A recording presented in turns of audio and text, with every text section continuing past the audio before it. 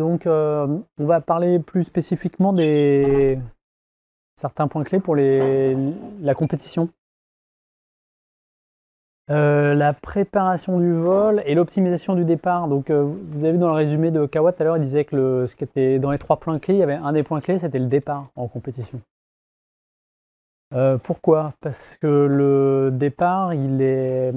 Bon, pour les Grands Prix, c'est un départ régate, tout le monde part en même temps, donc il n'y a pas de choix du moment du départ. Mais pour les autres compétitions, on choisit quand on part. Il y a une heure d'ouverture de la porte et on part quand on veut. Et on a toujours intérêt à avoir quelques planeurs devant soi, parce que ils vont nous baliser des ascendances. Donc ça va permettre d'arriver directement sur des ascendances qui ont été centrées par les copains et de gagner un peu de temps. Il y a aussi, quand on se retrouve dans un groupe de planeurs, il y en a toujours qui sont plus à l'attaque et qui vont quitter plus tôt, aller chercher devant, trouver des meilleurs varios. Généralement, ça va plus vite à plusieurs planeurs, en tout cas s'il y a un groupe de bons planeurs, quoi. Des fois aussi, ça peut un peu googleiser et plus avancer, mais bon. Donc on a intérêt à laisser partir les planeurs devant. Le problème, c'est que tout le monde veut faire ça. Tout le monde veut laisser partir des planeurs devant. Donc au bout d'un moment, ça marche plus. Donc, on va voir ça. Donc déjà, il faut bien connaître les règlements. Alors, les règlements des compétitions françaises, c'est dans la NP41. C'est disponible sur le site internet de la Fédé. Et puis, généralement, quand il y a une compétition, sur le soaring spot de la compétition, dans les documents à télécharger, ils remettent le lien vers la NP41. Donc, tout le règlement des compétitions, c'est pas dans les procédures locales, hein, c'est la NP41 qui définit tout. Donc, il faut la lire en entier, c'est pas très long. Et surtout, lire à la fin, il y a un tableau des pénalités. Parce qu'en lisant le tableau des pénalités, on voit les choses à ne pas faire. C'est plus facile de voir ce qu'il ne faut pas faire que... Enfin, il faut connaître ça. Ensuite, il y a les procédures locales. Donc ça, c'est ce que rajoutent les organisateurs au niveau de la plateforme. Mais il n'y a jamais rien de dérogatoire comparé à la NP41. C'est que des détails en plus. Ça va être le sens du tour de piste, les particularités locales, des trucs comme ça. Et la fiche d'épreuve qui est distribuée avant chaque épreuve. La fiche d'épreuve, c'est ce qui fait foi. S'il y a un truc pas clair ou un truc dit au briefing, ce qui compte, c'est ce qui est marqué sur la fiche.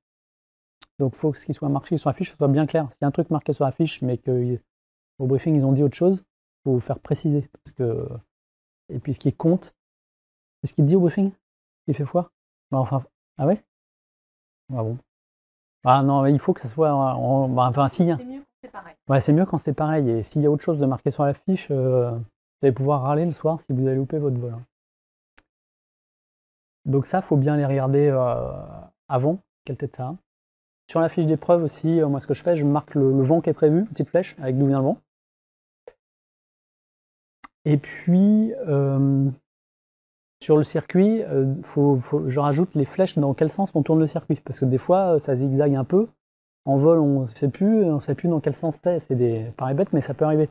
On s'est gouré avec le calculateur, on a basculé le point d'après, on a machin, des fois, jette un petit coup d'œil à la fiche. Et sur la fiche, tous les espaces aériens interdits, donc un coup de feutre rouge. Et quand c'est des limites d'altitude, remettre la limite d'altitude à quoi ça correspond en mètres. Parce qu'il peut y avoir des espaces aériens donc, qui sont, par exemple, le niveau 65, c'est le niveau 65, ou le 4500 pieds, c'est 4500 pieds. L'organisateur peut, pour vous aider, marquer combien ça fait en mètres, mais il n'est pas obligé. Donc moi je me le marque en mètres parce que les alti dans le planeur, et le gros alti il est en mètres, que j'affiche principal c'est en mètres, donc ça donne l'espacement par rapport à l'espace aérien, je le fais avec le calculateur, mais la conscience c'est fait en regardant l'alti en mètres, quoi. La fiche d'épreuve, il y a d'autres trucs. Enfin, ce qui est pas mal en préparation de vol, enfin moi ce que j'aime bien faire, c'est les infos qui pourraient être sur la carte dont je pourrais avoir besoin, je les mets sur ma fiche d'épreuve. Et je mets pas grand chose d'autre sur ma fiche d'épreuve, et la carte, j'en ai pas besoin en vol, elle est derrière. Ouais, sur la fiche d'épreuve, c'est ça, l'altitude de départ. Alors la vitesse de départ, pour les championnats de France, elle est fixe, elle est donnée dans les procédures locales, je crois. La vitesse, elle ne change pas, elle est normalement la même pour tout le concours. Et c'est une vitesse sol, c'est la vitesse sol. Donc il faut que vous ayez sur votre instrument qui est lié à votre logger, la vitesse sol d'afficher. La vitesse sol, il faut faire attention parce que généralement en 18 mètres, c'était quoi? 170 c'était? 180? 170, je crois. Ouais, je crois que c'est 170 km/h, le truc standard. 170 km/h, t'es à 1000 mètres à 150 avec un petit peu de vent arrière, tu passes une petite ascendance, machin, t'es au-delà des 170. C'est vite fait d'aller plus vite que 170 de vitesse seule. Donc il faut faire attention à ça. Alors je reviens sur la fiche. Ouais, l'idéal en préparant le vol, c'est de tout mettre, enfin moi ce que je fais, tout mettre les choses dont j'ai besoin sur la fiche pour avoir besoin que de la fiche et pas besoin de sortir la carte. Donc encadrer ou mettre un coup de stabilo sur la vitesse max, sur les paramètres de l'arrivée. L'arrivée, donc on a vu tout à l'heure, c'est un des cercles toujours maintenant au championnat de France. Il y a une altitude en QNH et une distance et une altitude. Donc ça, faut le marquer parce que il va falloir lire cette altitude mini, passer au-dessus quand on franchit le cercle sur le calculateur.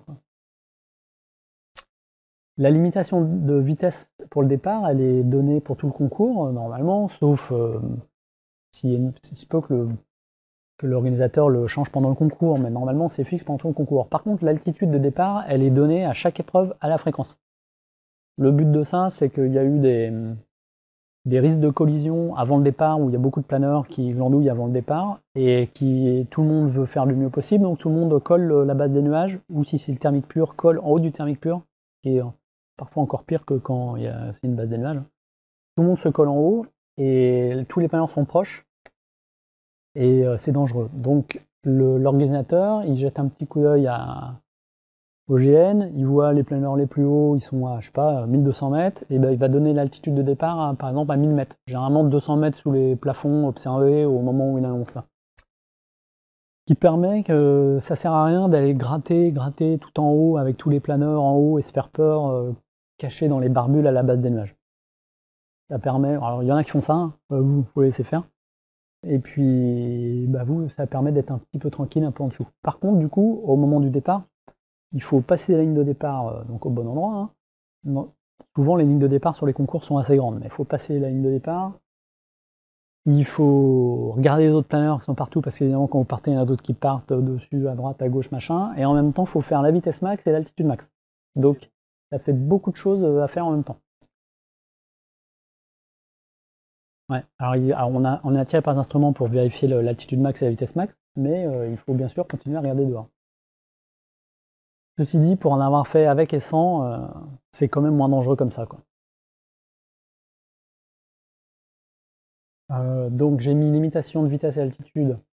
Pour afficher l'altitude IGC, ce qu'on disait tout à l'heure, dans tous les XSOR et tout ça, tu peux choisir, si tu mets bêtement altitude, il est probable que, enfin c'est pas forcément l'altitude qui est enregistrée sur le fichier IGC. Donc il faut trouver celle qui s'appelle altitude IGC, qui est l'altitude de la capsule Barrow qui est dans le logger.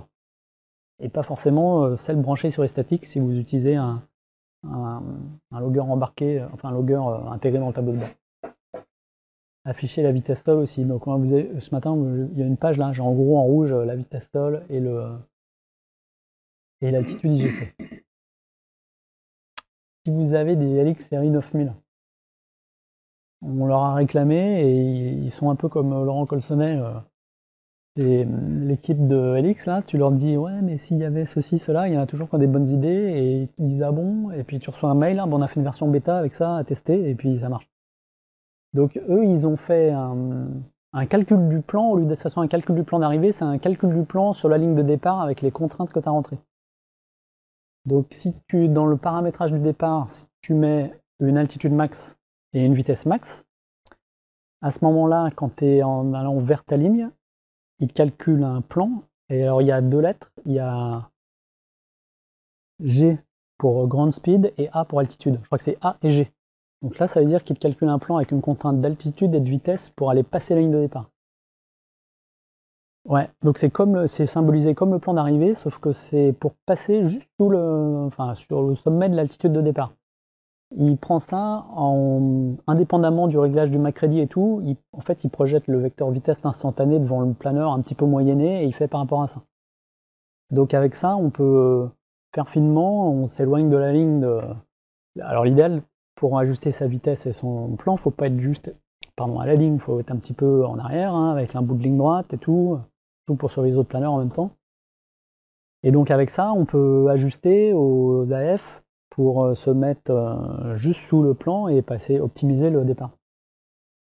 D'expérience, faut vraiment, pour gérer ça, là, la pénalité vitesse coûte plus cher que l'altitude. C'est-à-dire qu'il faut mieux passer 2 mètres trop haut que 2 km/h trop vite. Bon, le mieux, c'est d'être bien, hein, mais bon, tant qu'à choisir.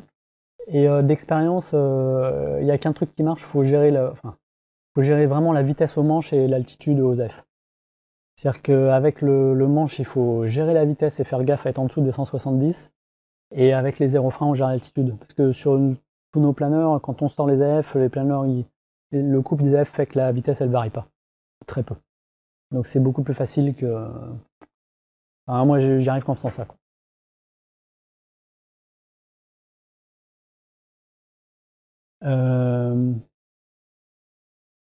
D'accord? Ça va, ça? Ensuite. Ouais, alors je sais que le plan de l'approche, l'atterrissage, bon. Mais sur les planeurs, tu prends un planeur moderne, je sais pas, qu'est-ce qu'on a? Un duodiscus? Tu te mets à 100 à l'heure, je sais pas où, tu sors tes AF, tu touches à rien, tu restes à 100 à l'heure, sauf que tu descends, quoi. Donc si tu veux faire un truc simple, faut faire ça.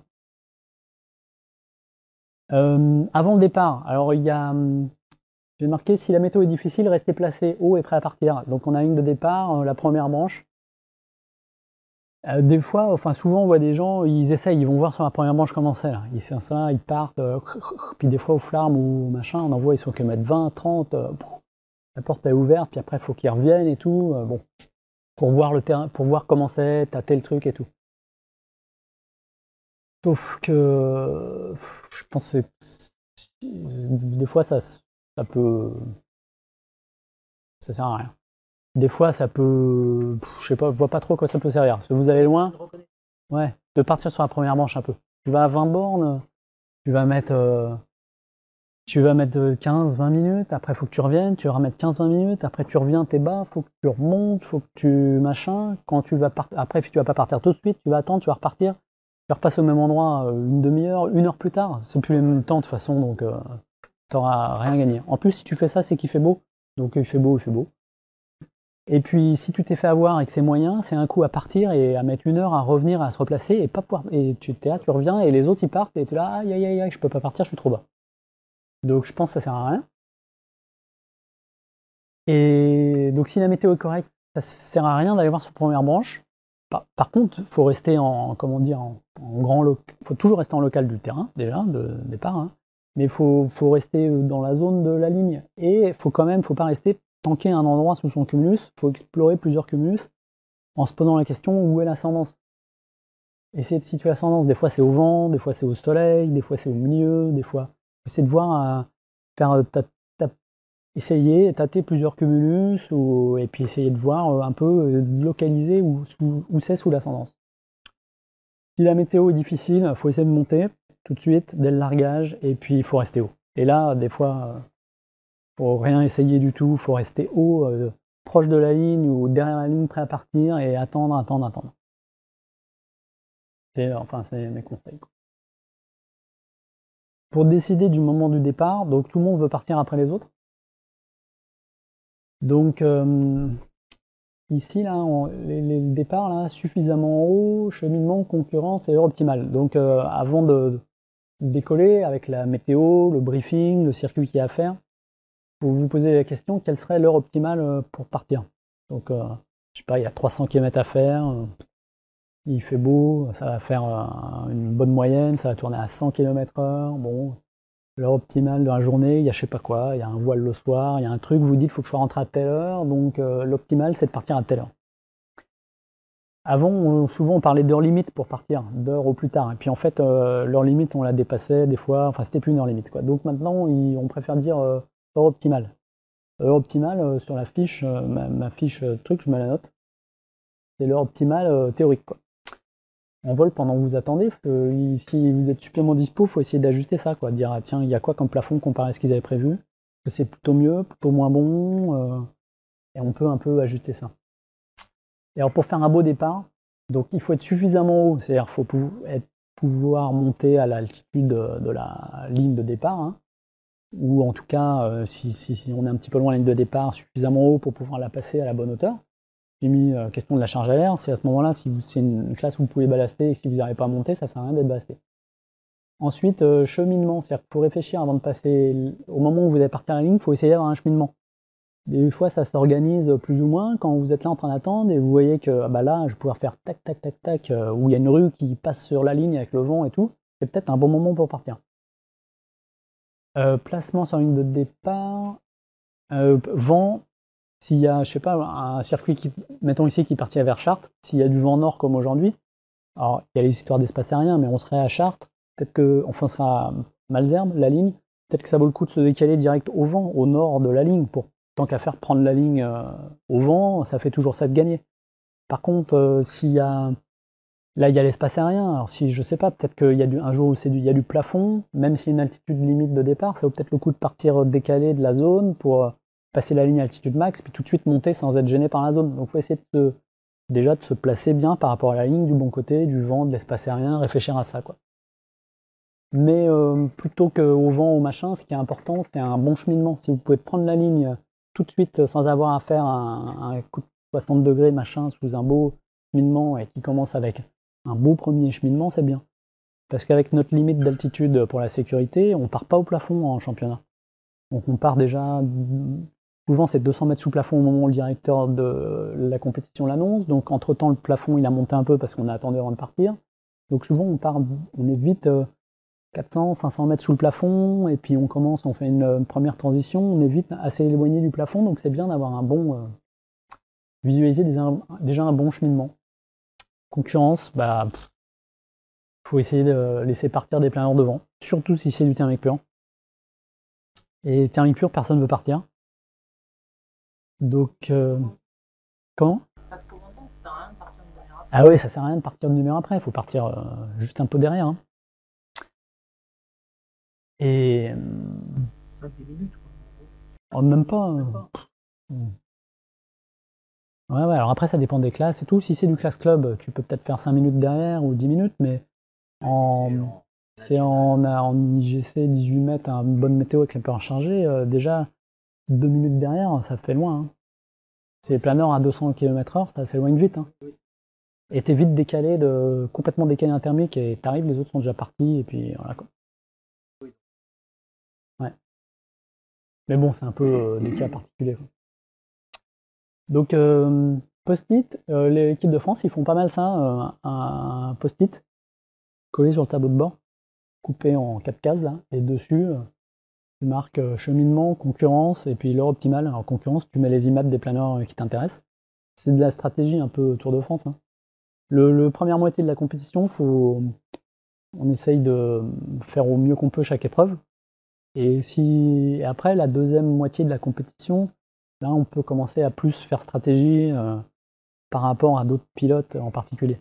Après, sur un championnat où vous débutez, ou en classe club et tout, les bons, vous les connaissez, hein, ils sont connus, ceux qui volent bien et tout, et faut pas hésiter à les utiliser, quoi, et voir à partir avec eux, et voir comment ils font, quoi. Reprendre un départ, point d'interrogation. Il y en a qui font des fois. Je crois que j'ai jamais, enfin c'est exceptionnel que de reprendre un départ, c'est fonctionné, c'est fait gagner du temps. Tu as le droit de partir, puis au bout de 20 bornes, 30 bornes, tu fais aïe aïe aïe, j'ai loupé mon truc, j'ai machin, allez, je remonte, je reviens, je repars. Généralement, si la première transition, les premières montes, si ça se passe mal, c'est qu'en fait c'est pas très bon, quoi. Il y a quand même peu de chances pour mettre complètement le pied à côté, vraiment. Enfin, je vois pas quelle grosse boulette on peut faire qui met complètement à côté.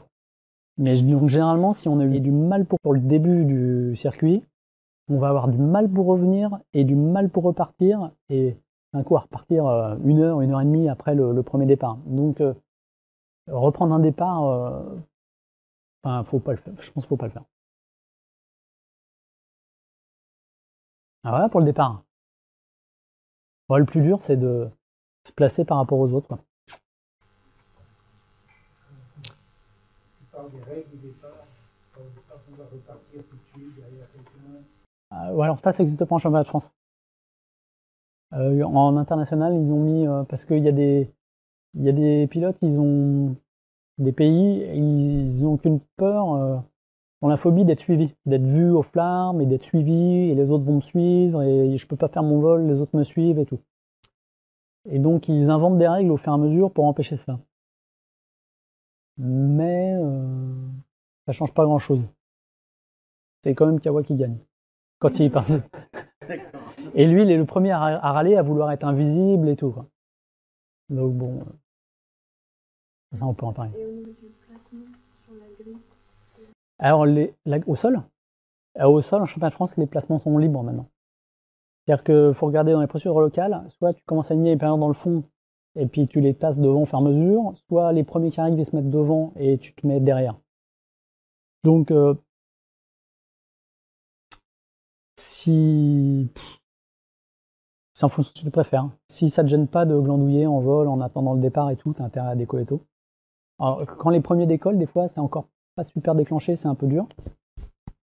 Mais décoller en dernier, si c'est un peu pourri, il faut pas décoller en dernier, je pense. Parce que tu peux ne pas accrocher ou avoir trop de mal à monter, puis les autres sont en haut, puis c'est pourri, puis il y en a un, deux qui partent à l'ouverture, et puis tout le monde part, et puis t'es en bas et tu te trouves tout seul.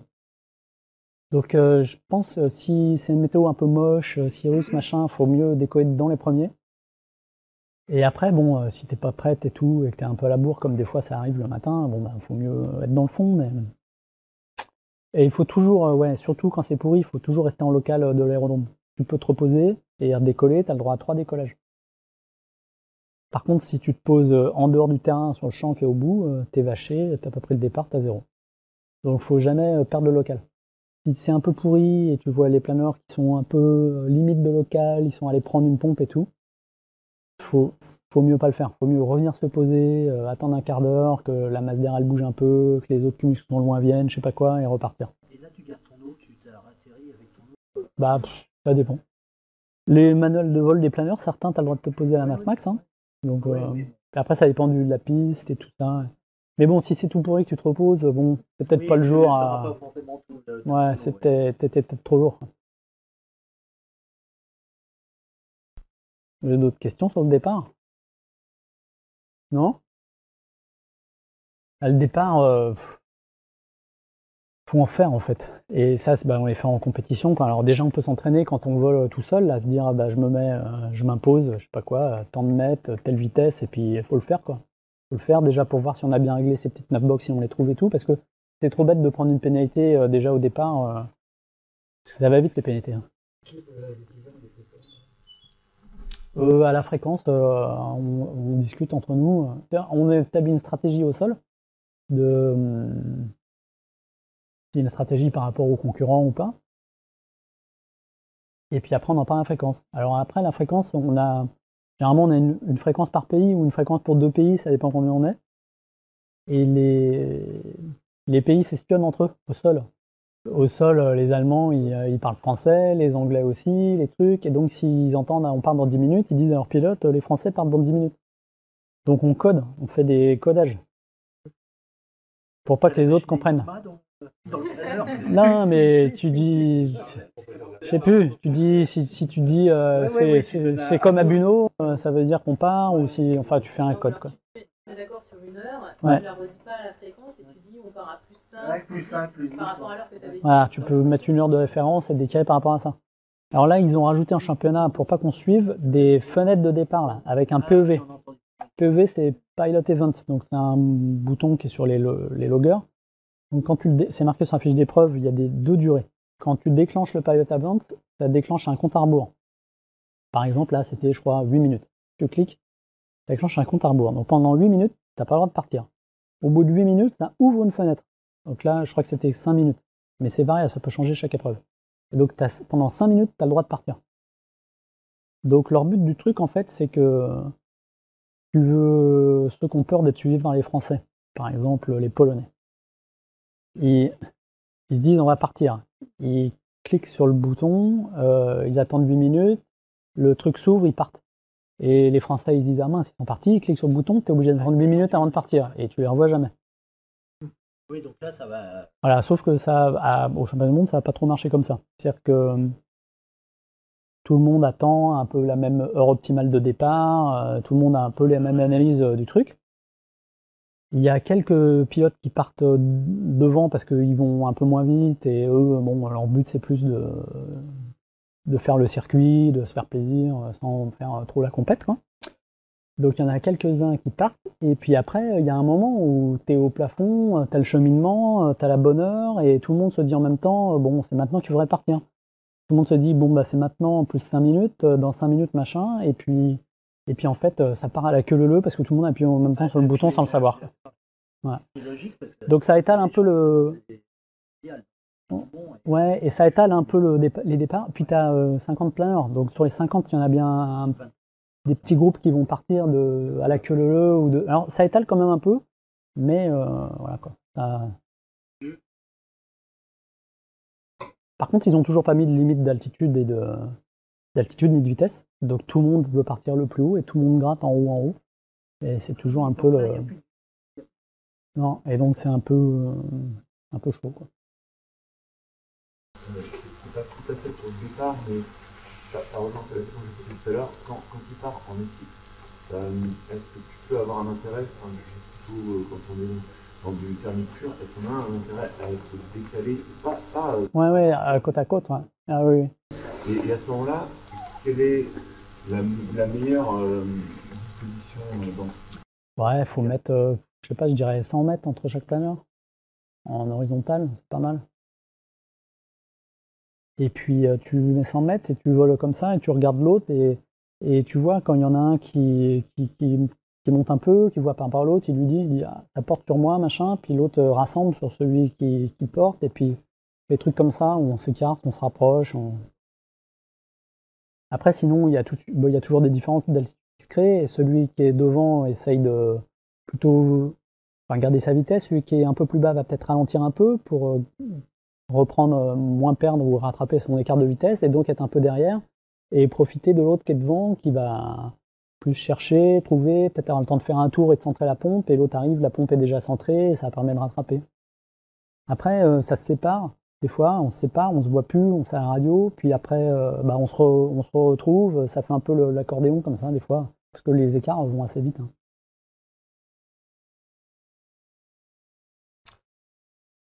Ouais, donc vous pouvez vous perdre assez régulièrement. Ah oui. Vous retrouvez au flarm. Ouais. En Hongrie, on était 3 là. Il y avait Mélanie, parce qu'elle a gagné le championnat du monde féminin 18 mètres, Adrien et moi, qu'on voulait à 3. Et on n'a jamais fait de vol en entier à 3. Hein. On partait à 3, mais à chaque fois, on se retrouvait à 2 plus 1, ou alors des fois, c'était un qui était tout seul derrière et un, ou des fois, c'était un qui était tout seul devant, puis des fois 2, puis 2, et ça se retrouvait comme ça, quoi. Et puis il y a des moments où... Ouais. Puis il y a des moments où tu es avec personne, mais avec, je sais pas quoi, un anglais, un machin, tu tapes 2, pareil. Hein.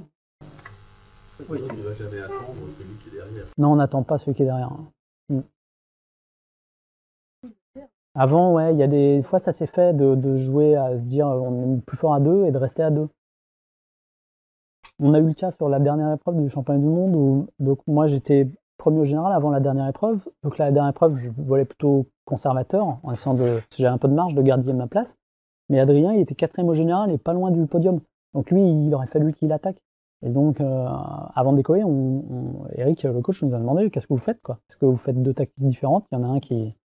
Moi, je serais resté avec les Italiens, puis Adrien, il aurait tenté sa chance. Bon, alors, on a décidé de rester ensemble parce que ça avait bien marché jusqu'à présent, donc on s'est dit on va rester ensemble, et voilà. Bon, alors il se trouve que on a été un peu conservateur. Moi, j'ai gardé ma place, mais Adrien, il est pas monté, il a même perdu une place au général, je crois. Alors que le résultat aurait pu être différent autrement, mais... Ouais, après, c'est un choix qu'on a fait. Et après, on n'a pas eu de pot, enfin pas eu de pot. La dernière épreuve, sur la fin, la deuxième moitié du circuit, c'est du thermique pur. Et en thermique pur, du coup, on s'est retrouvé un petit peu... Ceux qui voulaient attraper le podium, eux, ils sont partis tard en essayant de jouer un coup. Et donc, nous, on n'avait personne ou pas grand monde devant nous. Et sur la fin, en thermique pur, c'était plus difficile, et on s'est fait un peu rattraper sur la fin. Alors, les AAT. AAT, alors soit c'est des courses sur circuit, des trucs standards, point de virage. Soit c'est AAT, Assigned Area Task. Donc c'est un circuit sur zone imposée. Ça a été créé au départ pour les organisateurs, pour les météos pourris en fait. Quand c'est orageux ou quand on sait pas si ça va être bon ou mauvais, quoi. Alors, des fois, on sait pas trop. Et plutôt que de risquer d'envoyer trop petit ou d'envoyer un circuit et de mettre tout le monde aux vaches, ils ont créé ça. Donc, ce qui permet quand même de faire des épreuves des jours où la météo est incertaine ou certainement orageuse. Après, ça a été un peu. Donc, ça, c'était au début. Mais après, il s'est trouvé qu'il y a certaines organisations ou certains pays, maintenant, s'ils pouvaient, ils mettraient que des AT, même quand il fait beau. Parce que c'est le style de vol auquel ils sont habitués et qu'ils aiment. Alors l'AT déjà, donc l'AT c'est vous avez un départ, une arrivée, vous avez des zones à virer, des secteurs de virage, souvent c'est des ronds, mais ça pourrait être des formes un peu tarabiscotées s'ils avaient envie, et vous avez un temps minimum. C'est les paramètres du circuit, donc un circuit avec des zones et un temps minimum. Le classement, comment il est fait? Le calcul nombre de points, c'est sur la vitesse moyenne que vous avez fait. La seule chose qui compte, c'est la vitesse. C'est-à-dire celui qui a fait 100 de moyenne mettons si c'est 3 heures, en 3 heures, il va marquer plus de points que celui qui aura fait 98 de moyenne, mais qui aura fait 500 bornes en 5 heures. C'est que la vitesse qui compte. La distance ne compte pas, elle compte 0. Alors il y a un cas particulier où ça compte, s'il y en a un qui fait 2 tiers de je sais pas quoi machin, je ne l'ai jamais vu. Ça n'a jamais marché, servi cette règle. Donc seule la vitesse compte. Le temps que vous avez sur la fiche d'épreuve, c'est un temps minimum. C'est-à-dire que, mettons que c'est 2 heures. Si vous faites votre circuit en 1h50, on va diviser votre distance par 2 heures, par le temps minimum pour calculer votre moyenne et votre score. Mais alors c'est un temps mini, mais c'est pas un temps maxi. C'est-à-dire que si au lieu de 2 heures, vous mettez 2h30, on va prendre la distance que vous avez fait, divisé par 2h30 pour calculer votre moyenne. C'est bien un temps minimum. Pour faire donc le meilleur point, le meilleur score, il faut faire la meilleure vitesse. Pour faire la meilleure vitesse, vous avez intérêt, le temps mini, à le mettre sur le meilleur de la journée. D'accord, point de vue météo. Et à faire le plus proche du temps mini, parce que plus le temps de vol est court, plus l'influence de l'arrivée, où vous allez avoir une bonne moyenne, va compter. Et puis aussi en compétition, plus la différence entre la hauteur de départ et l'altitude de finish va compter, quoi. Plus l'arrivée va compter. Donc on a intérêt...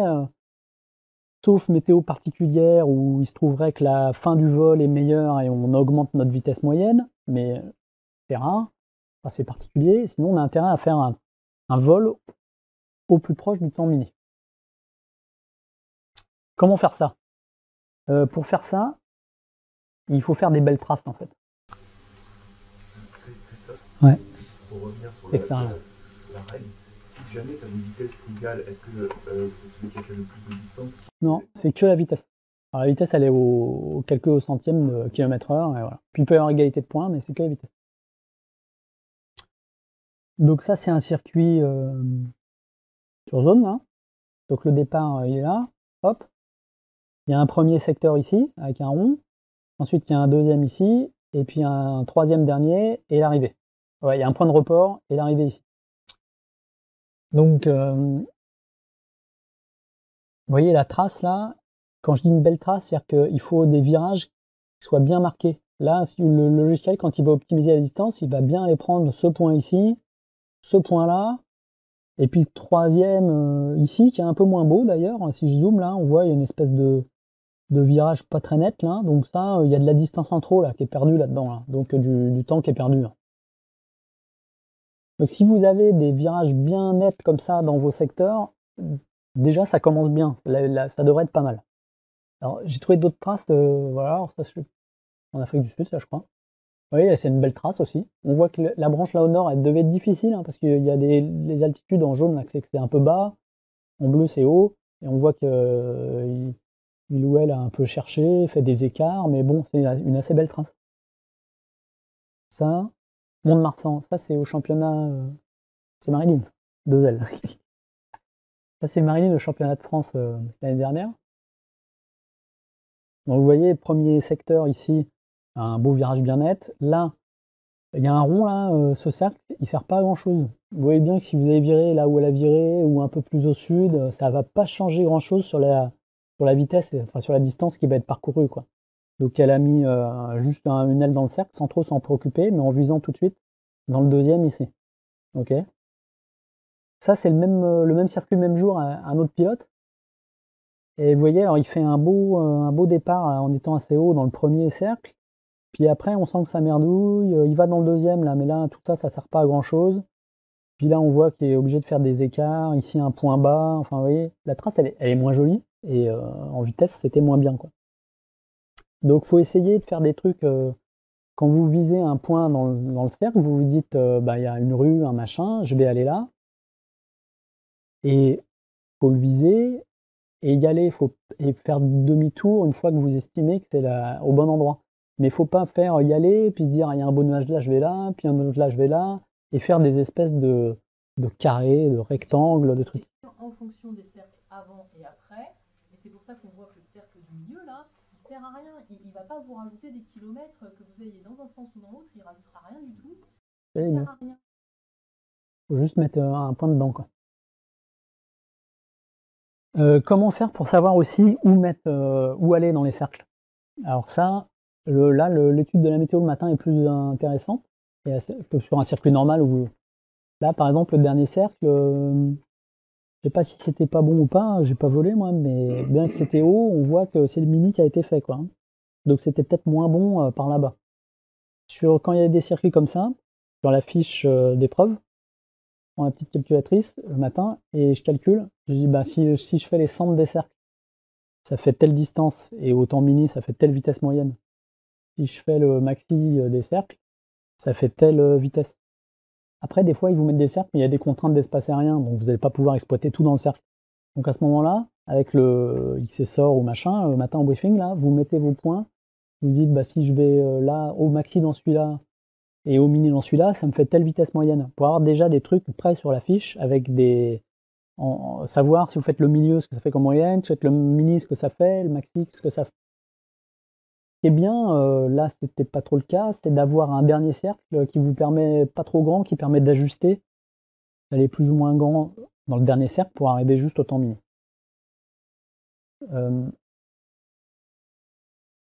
Alors ça, c'est pour ceux qui ont des LX 9000 machin. Hein.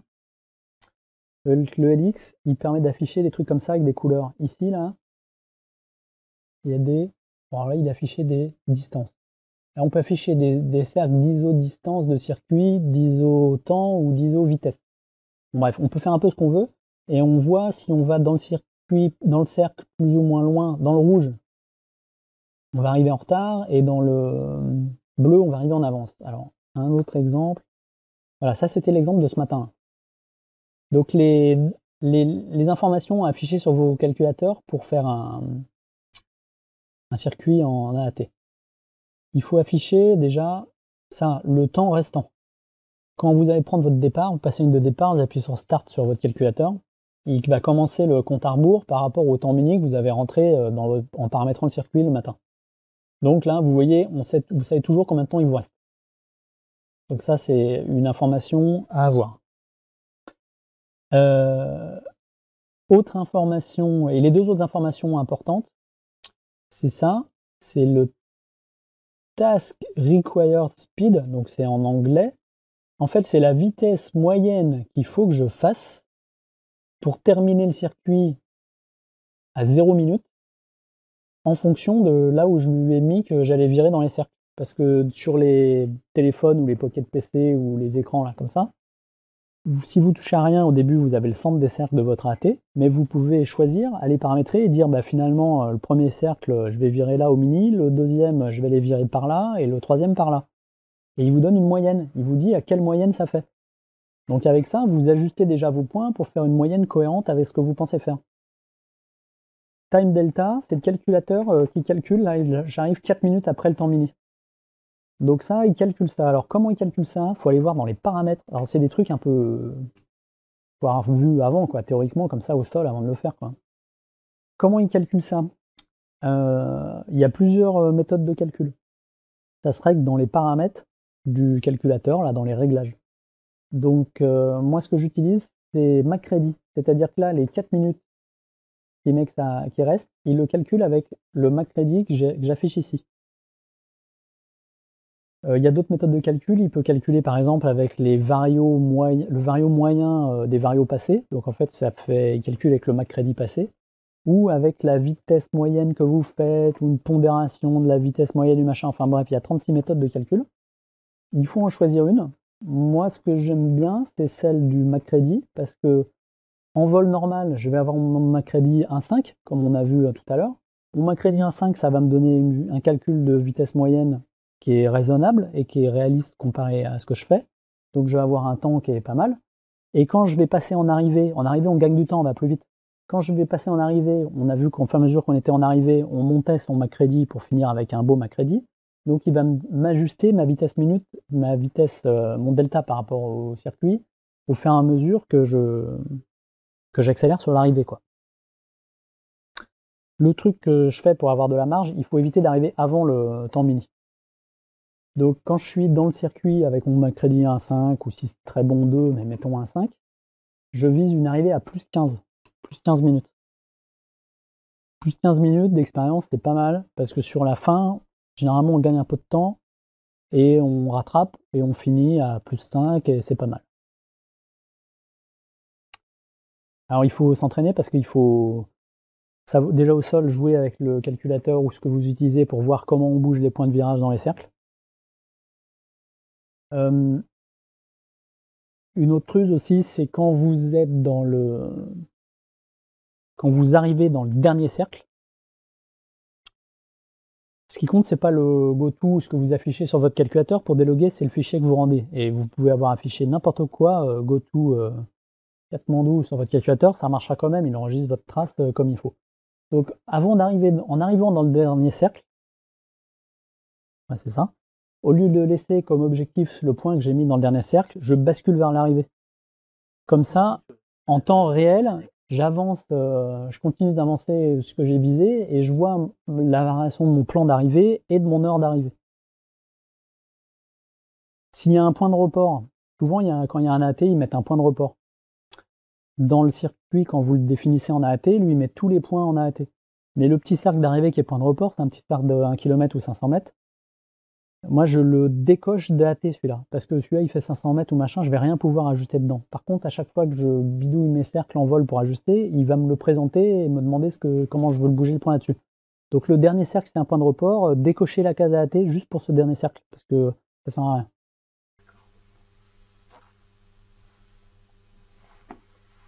J'insiste très bien sur la vitesse, la task required speed, là. Elle est vachement intéressante parce que là, par exemple, on voit que il a encore 40 minutes à faire. S'il veut espérer rentrer avant, dans le timing, quoi, il faudrait qu'il fasse 184 km/h de moyenne. Alors là, aujourd'hui, d'accord, il est super beau, mais c'est une vitesse vachement intéressante parce que quand vous voyez que vous avez 180 km/h à faire, c'est bon, vous pouvez faire vous pouvez faire le mini, vous ne ferez pas. Il est temps de rentrer à la maison, quoi, quand vous voyez ça. Hein. Ouais. C'est vachement intéressant cette vitesse, faut vraiment l'afficher. Un autre, alors celui-là, vous voyez, c'est un espèce de dernier cercle. Alors tous mes traits sont un peu bleus, mais on est là, il faut mettre un point dans le cercle et après revenir par là, vous devez avoir l'arrivée. Là, je suis en arrivée, je suis calé plus 2 avec plus 245 mètres, d'accord? Donc là, l'arrivée est déjà lancée. On voit qu'il reste 43 km à faire en 9 minutes 33 et ça nécessite, au calcul avec la polaire du bazar et tout, 274 de moyenne. C'est ce que dit Marilyn, 274, voilà. Donc là, ce qui va m'intéresser plus, c'est de gérer mon plan. Donc je continue avec la vitesse que j'ai là, à 180 à l'heure. Et puis je le mets en go-to, la ligne d'arrivée. Et puis je vais me mettre dans le cercle, puis je vais avancer. Mais au fur et à mesure que j'avance et que je m'éloigne, là, ma marge, elle va peut-être baisser. Et puis quand j'arrive à ce que je veux, pouf, demi-tour. Donc là, en fait, on est déjà en gestion du plan d'arrivée.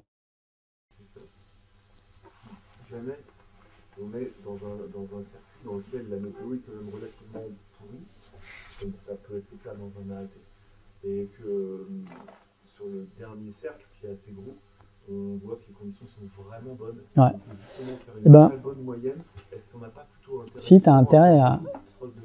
Ouais, tu as intérêt. Si on est au-delà du temps, Alors tu vois, ici, là, toujours, j'ai la vitesse dans les 60 dernières minutes qui sont affichées. Et dans tous les calculateurs, tu as une page statistique où tu vois la vitesse du circuit où tu en es. Donc si tu vois que tu améliores ta vitesse moyenne, ouais, ça vaut le coup. Après, méfiance quand même, parce que d'expérience, en arrivant dans le dernier cercle un peu loin, c'était un coup ici à Buneau en libre avec mon père, on était dans le SH25, il y avait un truc à virer vers Sens, un peu le cercle devait être centré sur Sens avec un gros cercle. Et on était bien et tout, et on arrive juste un cumulus qui est juste à l'entrée du cercle, et le truc nous dit, on arrivait à, je sais pas, à 5 minutes, et il n'y avait pas beaucoup de marge, quoi. Et moi je dis, mais si 5 minutes, si on fait une belle arrivée, on va arriver trop tôt, on va arriver en avance. Donc on a continué au nage d'après, et elle était pourrie, on n'a pas eu le vario, donc on a continué à celui d'après, et c'était pas terrible, et puis il fallait monter, mais machin et tout, et on est arrivé 1 heure après le temps mini, et on s'est fait éclater, quoi. Et donc c'est ce que j'ai marqué là-dedans. D'expérience, quand il y a des gens qui arrivent un petit peu en avance par rapport au temps mini, ça arrive, hein. Ouais, un petit peu, c'est ça. Quand tu arrives 5 minutes, 2 minutes, 3 minutes, généralement, c'est qu'en fait, tu as mieux marché que prévu et tu as fait un beau vol, une belle fin et tout ça, et tu es bien, quoi. Donc, il faut mieux arriver, je sais plus où j'ai marqué ça. Il faut mieux arriver, alors faut viser bien, hein. L'idéal, moi, je vise plus 15, et puis si ça termine entre plus 15 et le ronde, c'est bien, quoi. Mais il faut mieux être un petit peu en avance que très en retard.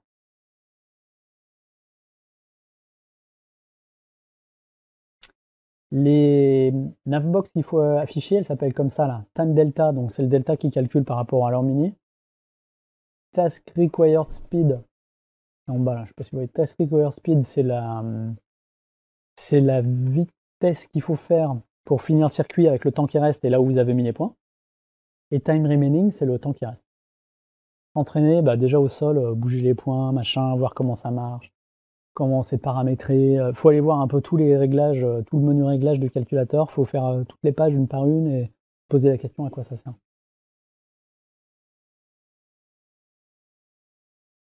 Waterbass, on a parlé, ça on a parlé. Ah oui, alors préparation du planeur du pilote pour la compète, hein. Procédure, connaissance des procédures générales et locales, on a déjà parlé. Centrage du planeur, c'est important d'être bien centré, surtout pour bien monter, quoi. On a vu que monter un peu mieux, ça fait tout un avantage, hein, et sur les Pégases, en jeune pied à vide, on avait un peu tous là des gueuses, là, 1 ou 2 kg qu'on installait dans la queue du Pégase pour le centrer un peu plus arrière, qu'il montait mieux. Et il faut faire, pour ça, ouais, faut faire une pesée. Il y a les balances là, faut regarder le manuel de vol, faut se mettre dans le planeur avec tout le bazar, la gourde, le machin, la carte, le truc, comme vous êtes en compétition. Non, les planeurs, ils pèsent plus ce qu'il y a marqué et tout ça, quoi. Faut se mettre comme il faut, et il faut se mettre dans le hangar, il faut peser. Et puis là, tu vois où tu es dans la page de centrage. Et après, si tu veux l'ajuster, l'avancer, le reculer, là, tu peux faire avec des gueuses et bras levés, ça marche bien pour l'ajuster. Non, non, non, ça c'est pour toi quand tu règles ton planeur. Avant de partir en compétition. Ouais, avant de partir en compétition. Batterie, il y a les faux pockets, j'ai mis ça, il faut des bonnes batteries, parce que si tu tombes en rate de batterie sur une épreuve, plus rien qui marche, tu perds ton vol, L'idéal, c'est d'avoir, dans un planeur, c'est d'avoir 2 circuits électriques séparés, enfin, ou 2 moyens de navigation indépendants et séparés en alimentation électrique, quoi. Ça marche bien, moi j'ai une batterie de téléphone, là, une powerbank, machin, là, avec un câble USB qui alimente le truc, c'est indépendant du planeur, ça fait un secours. Il faut penser à le charger, mais ça marche, quoi. Vario bien compensé, on l'a déjà dit. On l'a déjà dit. Ouais, le planeur propre, et surtout les planeurs en compète, on a des moustiquaires sur les ailes, là, et ça joue vachement, quoi.